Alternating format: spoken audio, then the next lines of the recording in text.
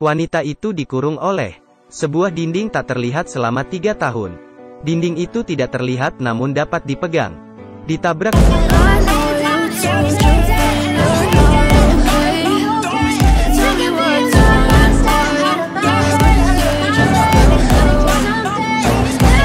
Love the chase and the hunt, and I set the pace when I'm running. I always take what I want and I always give it 100. Don't need a bank, no I'm funded.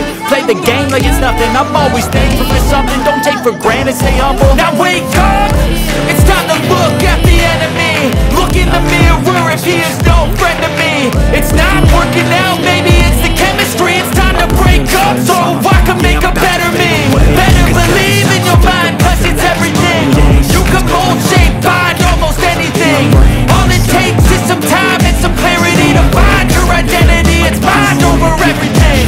I'm sorry that I'm so with the evil, okay.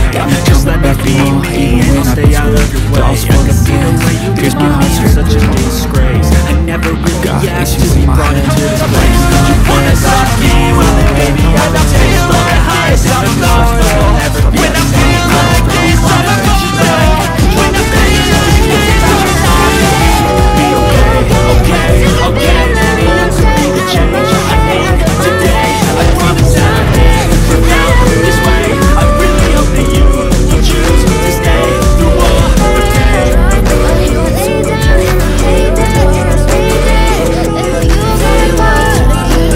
So if I play dead, will you regret everything that you did, that you said? I don't think you understand what you're doing, and my heart's black and blue from the bruising. I'm so done, no I'm never turning back. I won't stop, I'ma fight until there's nothing left. It's so hard, you're gonna be hurting bad, cause I've been to hell and back. You don't wanna make me mad, I stay strong. You will never see me crack. If you get in my way, you're gonna feel around. Got it right to my face, funny looking back. The rest got you mad when I hate my attack. I wasn't struggling but I could be. I wish when I first saw you I knew this. But now I feel so useless. I feel diluted. My heart's getting broken. When I feel like this, I'm immortal. And when I feel like going somewhere out, when I feel like running to the front, like nothing I touch, my mind overwhelmed. I think that I'm broken, but I really can't help. I know I'm not perfect, but some days I feel more worthless. Baby, you make it feel real good. Boy, I'm purpose. It's over.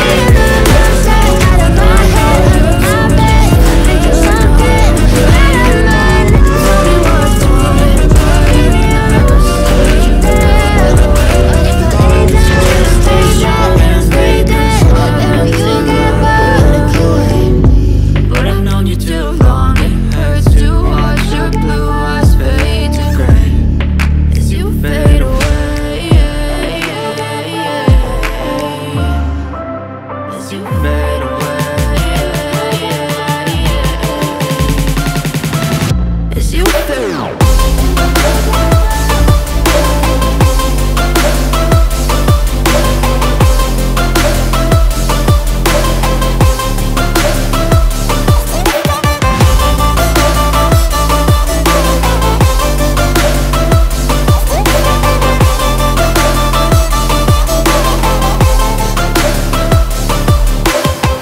I know you told your friend you're not okay, and tell me what's wrong and why you never said you felt that way. And guess you're trying to stay strong and fake a smile until Hari itu, dia menemukan peta di mobilnya. Dia terpikir untuk keluar lagi. Keesokan hari dia ke belakang gunung. Di sana ada satu pohon aneh. Di atas tergantung baju lama. Seperti manusia yang digantung. Hal ini membuat orang ketakutan. Martina masuk ke dalam hutan. Sampai hari berikutnya, dia melihat mobil yang sedang potong kayu. Kayu itu bergerak dengan aneh. Seperti ada orang yang mengerahkannya. Dia pun mendekatinya. Tapi tiba-tiba dia merasakan dinding tak terlihat itu. Martina pun mengelilingi pergunungan Alpen.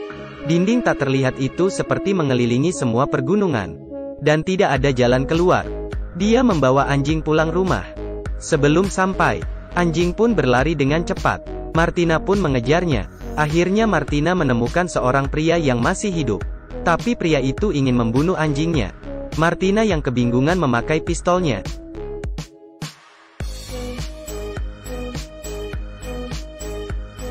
Dia membunuh pria itu. Namun anjing juga mati. Dia pun sangat sedih.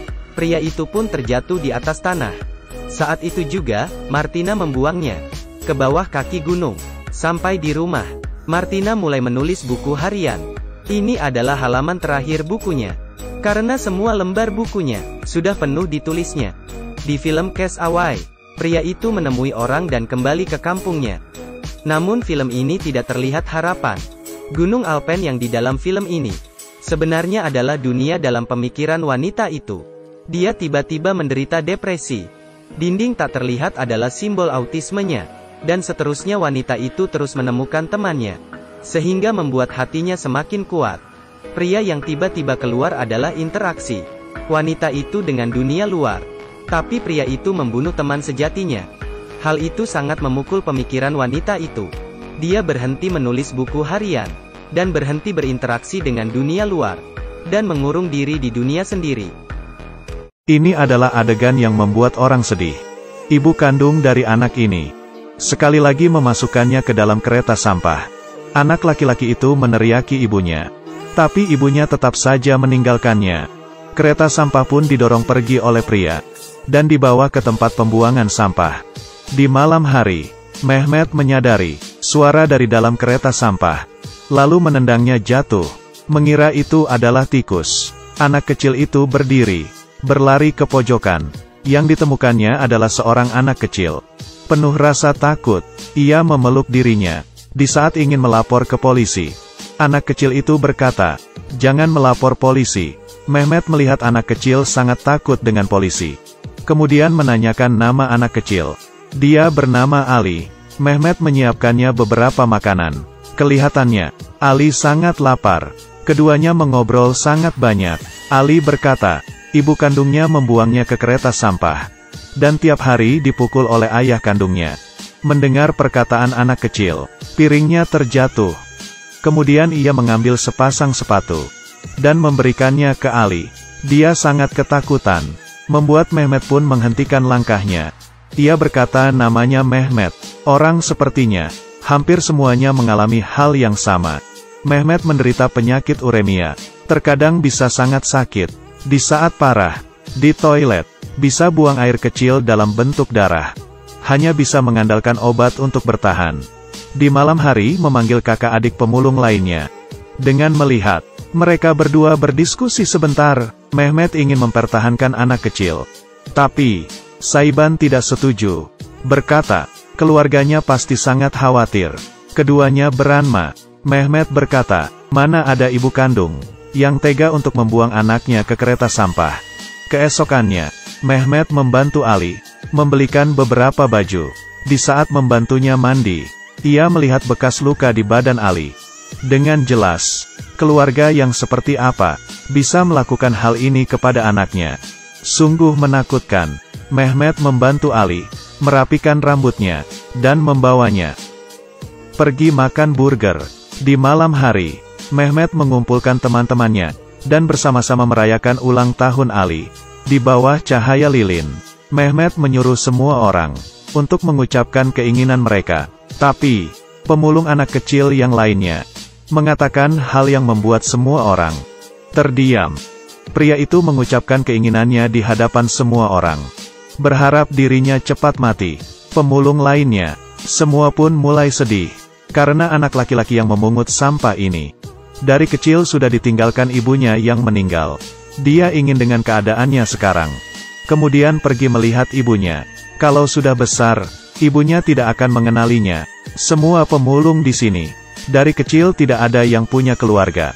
Mereka sangat berterima kasih kepada Mehmet sudah memberikan mereka perasaan seperti ini. Di bawah sinar bintang di malam hari. Seperti hal ini, berbagai hal akan terus terjadi.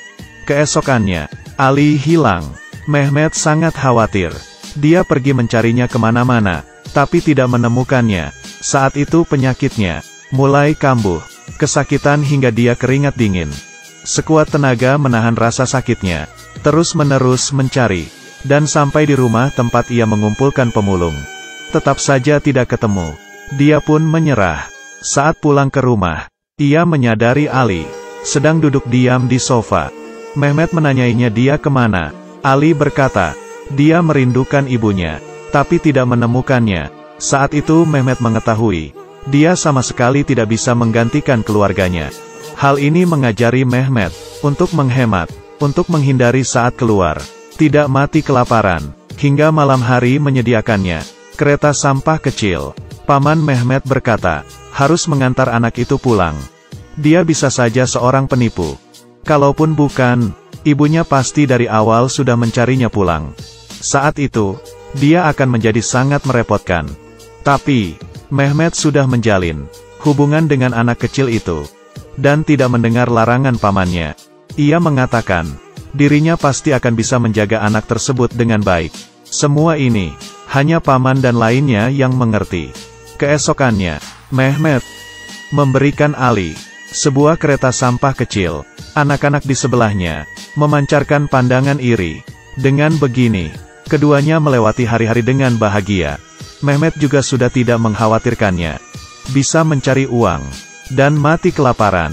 Di suatu malam, di perjalanan pulang, melihat 3 anak kecil sedang menyiksa Ali, Mehmet langsung berlari menghampirinya. Ali sudah pingsan, dan sangat jelas ia keracunan makanan. Ia membawanya pulang ke rumah. Di saat Ali siuman, dia menganggap Mehmet sudah menjadi ayah tirinya. Ia langsung mendorongnya. Mehmet berusaha kuat memeluknya. Dan di saat kejadian itu, penyakit Mehmet kambuh. Ali pun kabur ke sebelah. Kemudian, ia merobek satu-satunya foto Mehmet dan ibunya. Mehmet menjadi frustasi. Itu adalah cara salah satunya ia berkomunikasi dengan ibunya. Keesokannya, Mehmet memutuskan untuk mengantarnya pulang. Saat tiba di lantai bawah, ia melihat ayah tiri. Ali pun langsung bersembunyi di belakangnya. Mehmet menanyai anak kecil, dan memutuskan untuk memberinya pelajaran. Tapi bagaimanapun mengikutinya, ia tidak terkejar. Di suatu persimpangan, Mehmet kehilangan. Dan di saat kembali, Ali sudah dipukul orang. Mehmet mengetahui, itu adalah perlakuan ayah tirinya. Tapi, jelas-jelas dia dari tadi mengikuti ayah tirinya Ali. Dia tidak mungkin ada waktu untuk memukuli Ali. Mehmet menyalahkan hal itu ke pemulung di sekitarnya. Dia pun dipukuli hingga mau mati. Kebetulan polisi lewat. Mereka barulah berhenti dan kabur. Saat berbalik Ali sudah hilang. Mehmet berusaha masuk ke rumah Ali. Dan yang membukakan pintu adalah seorang wanita tua. Dia ingin memberikan uang kepada mereka. Pria tua pun menjatuhkan uang itu ke lantai. Mehmet berusaha untuk membuka pintu dan memasuki rumahnya, mencari Ali di sepenjuru ruangan. Tapi tidak menemukan apa-apa. Ada ruangan yang sangat kecil. Lalu Mehmet membukanya, kemudian langsung berlutut ke lantai. Pandangannya mulai muncul di saat dia kecil. Saat ia dipukul oleh ayahnya, dia sangat ketakutan. Ini adalah bayangan yang tidak akan pernah hilang dari ingatannya. Ali sebenarnya adalah Mehmet. Semua orang di sebelahnya mengetahui hal ini. Hanya dirinya yang tidak tahu. Di saat dibuang ke kereta sampah, itu adalah Mehmet sendiri. Pemulung lainnya juga sudah terbiasa dengan tindakan Ali. Pamannya terus melarang Mehmet. Tapi kenapa dia selalu tidak bisa berjalan keluar dari hal tersebut? Sehingga halusinasi pun muncul di saat ia masih kecil. Berharap untuk bisa dapat pertolongan, memandikan udara kosong, bermain sendiri, menyisikan rambut ke udara, dan merayakan acara ulang tahun tanpa orang. Di saat penyakitnya kambuh, ia merobek fotonya sendiri bersama ibunya. Ternyata semua ini adalah halusinasi Mehmet. Pemulung yang bersamanya tidak tega untuk menghancurkan halusinasinya, sehingga terus berpura-pura. Dia hanya ingin melupakan bayangannya saat kecil, melewati hidup seperti orang biasa, meski tiap hari harus memungut sampah, menyapu lantai. Pada akhirnya, Mehmet di bawah hujan malam. Karena penyakitnya, ia meninggal dunia. Materi pelajaran yang sangat mengejutkan, dan menyayat hati, dan kejam. Adegan yang menyentuh, memohon orang asing di depan layar untuk bersyukur dengan kehidupan yang kita punya sekarang. Aku adalah Da Chongming. Cerita selanjutnya akan lebih... Pesawat ini telah terbang di langit selama 5 tahun. Tapi penumpang di dalam tidak merasakan apapun. Bahkan wajah mereka tidak ada yang berubah. Bahkan kerabat mereka berpikir mereka sudah mati. Jared bertanya padanya, bagaimana kamu tahu tentang 2 gadis yang hilang, terkunci di ruangan itu?